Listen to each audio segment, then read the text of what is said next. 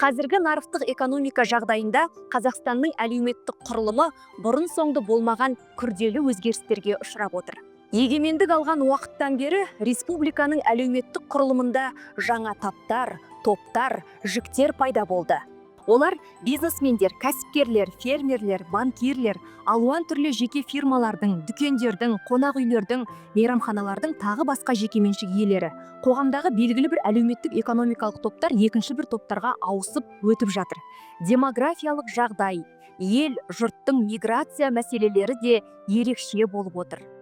Табысқа және экономикалық жағдайға байланысты қоғамда топқа, жікке бөлінушілік күшейе түсуде.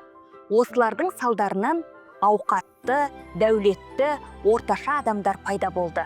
Қоғам мүшелерінің бұлайша жіктелуіне меншік формасының өзгеруі, жалпы нарық қатынастарының орын алуы ықпал етті. Қоғамда өмір сүру деңгейіне біліктілік, кәсіби дағдылар әсер етеді.